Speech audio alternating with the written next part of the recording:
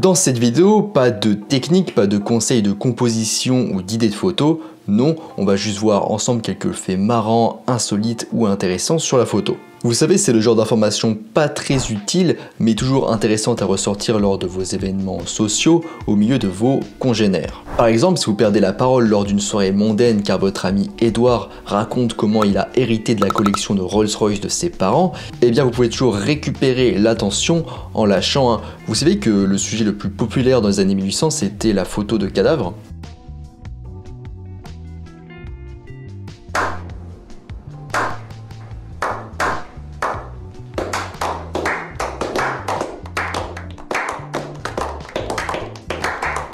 Effet garanti. Bref, on va voir tout ça, allez en avant, Guingamp.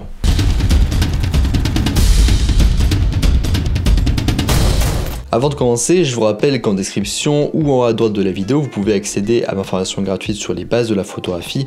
Je vous invite donc à vous y inscrire si le sujet vous intéresse.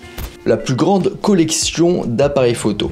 Dilish Parekh, un photojournaliste de Mumbai, possède la plus grande collection d'appareils photo.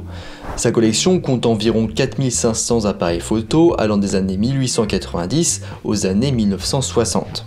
Dans le court documentaire intitulé The Light Collector, Monsieur Parekh affirme que si quelqu'un achetait un appareil photo par jour pendant 12 ans, il pourrait rattraper sa collection actuelle, mais forcément qu'il serait toujours en retard car il aurait ajouté entre-temps d'autres appareils à sa collection. Sa collection comporte quelques trouvailles étonnantes comme un Leica 250 de 1934 qui s'est vendu aux enchères pour plus de 80 000 $. Et ce qui est impressionnant aussi, ce sont les appareils photo de sociétés et de marques qui n'existent même plus vraiment ou qui existent en tout cas sous une forme permutée, donc sous une autre marque. La première photo d'un humanoïde était accidentelle. En 1828, Louis Daguerre a pris la première photo d'un être humain. Alors que son intention de départ était seulement de prendre une photo du boulevard du Temple à Paris, l'homme sur la photo était debout dans la rue en train de faire cirer ses chaussures.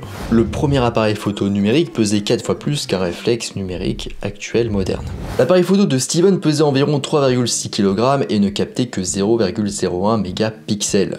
À titre de comparaison, de nos jours, en général on tourne autour des 24 mégapixels pour les boîtiers réflexes ou hybrides à capteur APS-C ou 24x36, et le poids moyen d'un réflexe numérique actuel est d'environ 900 grammes, et pour les hybrides ils sont encore plus légers parce qu'ils n'ont pas du coup tout le système de miroir. La première photographie en couleur a été prise en 1861. En 1861, Thomas Sutton a proposé le procédé permettant de créer la première image en couleur au monde. Le résultat de la superposition de 3 images distinctes de filtres rouge, vert et bleu.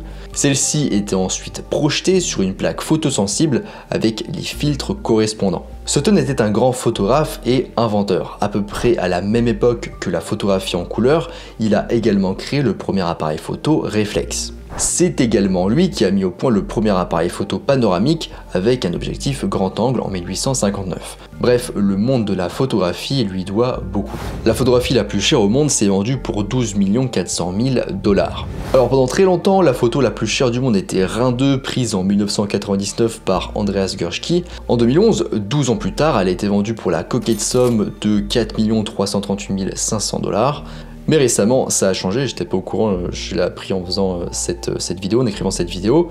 Le 14 mai 2022, donc c'est assez récent, la photo Le Violon d'Ingres de 1924 prise par Man Ray a été vendue pour 12 400 000 $.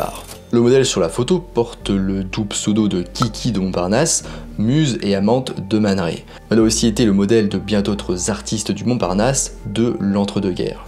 Le daguerréotype était le premier appareil photo capable d'enregistrer une image. Le daguerréotype est un procédé photographique créé par le photographe et peintre français Louis-Jacques Mande Daguerre, aussi nommé tout simplement Louis Daguerre. Alors l'ensemble du processus du début à la fin était très compliqué donc pour obtenir la photo, mais sans cette avancée technologique majeure, on n'en serait sans doute pas là où on en est aujourd'hui, parce qu'en effet c'était tout simplement la première technologie inventée permettant de capturer des images. On arrive à la fin de cette vidéo sur 7 faits insolites sur la photo, plus un dont j'ai parlé en introduction.